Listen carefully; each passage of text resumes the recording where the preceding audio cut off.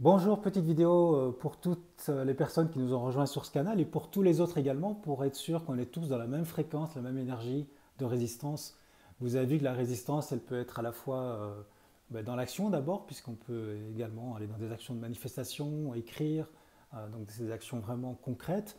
Mais la résistance, elle peut aussi être intellectuelle, ça veut dire qu'il est important de se nourrir, et c'est le but de ce canal notamment, c'est de se nourrir d'informations constructives qui donnent de l'espoir, qui donnent du baume au cœur. Mais la résistance, elle est encore plus que tout ça, elle est surtout, je dirais, elle vient d'une attitude intérieure, on pourrait dire qu'elle est spirituelle. Spirituelle dans le sens que c'est d'abord un combat contre la peur. Et je vous invite à tous à considérer que la peur est le plus grand ennemi et nous sommes tous au défi dans cette crise. Alors, on peut avoir peur du virus, ce qui n'est pas votre cas. Vous avez compris que ce virus, il n'est pas si grave et que si on n'interdisait pas les traitements, eh bien, on pourrait soigner très facilement ce virus qui ne touche que les personnes âgées avec des comorbidités, donc c'est pas si grave. Mais on a un autre problème, c'est qu'on peut avoir peur parce qu'on a cette lucidité, on croise nos sources d'information et on peut avoir peur du système totalitaire dans lequel on pousse les sociétés, de ces psychopathes qui sont au pouvoir.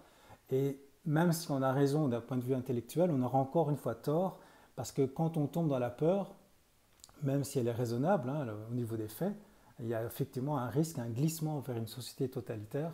Et bien même si on a la peur, au fond, on a tort dans le sens qu'on n'est pas dans la bonne résistance, on est en train de nourrir l'ennemi, un peu comme si l'ennemi était une forme de balancier ou d'égrégore qui se nourrit de la peur des gens qui manipulent, et puis même de nous qui sommes contre ce système totalitaire.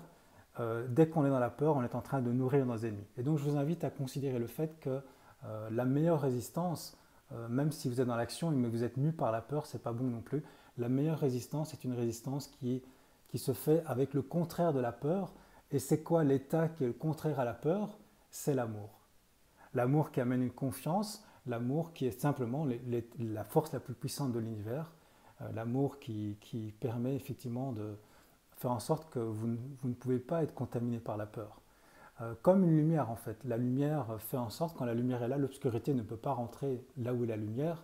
Même si vous êtes dans une pièce très obscure, vous mettez la lumière vous mettez une seule bougie dans la lumière, dans cette pièce, pardon, et vous éclairez avec une seule bougie toute la pièce. Et autour de nous, il peut y avoir beaucoup de gens qui sont dans la peur de ce virus, beaucoup de nos amis résistants qui sont dans la peur d'une société totalitaire.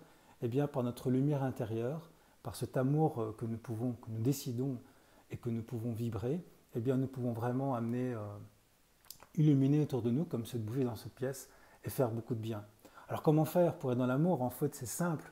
Il n'y a rien à faire parce qu'au fond, c'est notre état naturel.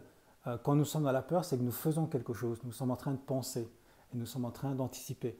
Mais si on arrête de penser, on ne fait rien, donc on va voir que notre véritable nature, si on est vraiment dans le présent, notre présence, elle est l'amour en fait.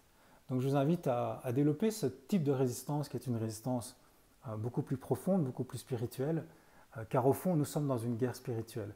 Et c'est aussi le but de ce canal, c'est qu'on reste tous ensemble dans la même fréquence.